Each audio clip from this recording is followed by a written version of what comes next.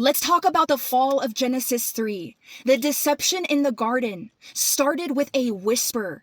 It started with the serpent questioning what God had just spoken into Adam and Eve. God had just given them their identity. He said, let's create man in our likeness, in our image. He literally breathed life into them. He spoke to them. He walked with them in the cool of the day.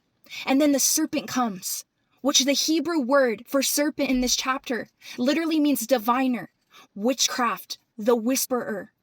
Did God really say, you surely will not die, but you will be like God if you eat it? That's why he doesn't want you to eat it. The serpent was just speaking discord. He was distorting the truth. He was bringing confusion where God had just spoken clarity. And they came in agreement with the lie. They handed their authority to the serpent, which brought them into unalignment. And due to this unalignment, they were then hiding from God. They were shameful. They felt guilty. They tried covering themselves with figs and hiding, being separated from God.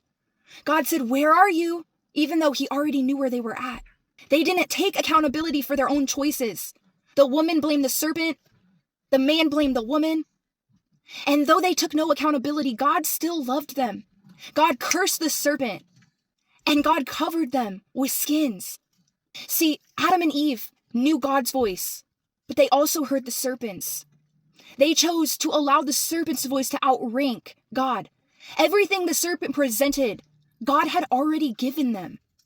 And we see in the New Testament, as Jesus is tempted by the serpent with all these things, he says, it is written, it is written, it is written. He does not give legal right to the serpent. He does not give him legal grounds. He literally says, it is written. He doesn't entertain the serpent's lie. He was in his weakest point, being tempted by everything. And he was able to discern the voice of the serpent and discern the voice of God. One thing we have to remember is the enemy comes to steal, unalive, and destroy. But Jesus came to bring life in abundance. Anything that is tearing you down, fear, unworthiness, questioning yourself. Did God really say this about me? Am I really called? Am I really chosen? Maybe I shouldn't do this anymore. God will always call you into peace. God will always call you into purpose, into your identity. The serpent will always bring confusion. He will bring destruction. He will make you question your identity. He will bring you into confusion when God will bring you into clarity. And so I want to end this video today with this. Lord, I just ask if there's any lies that we have been believing, any lies that we have been partnering with, will you highlight those lies right now? As God is highlighting things that we have come in agreement with, begin breaking them off. Begin speaking it out loud and saying, I renounce this lie.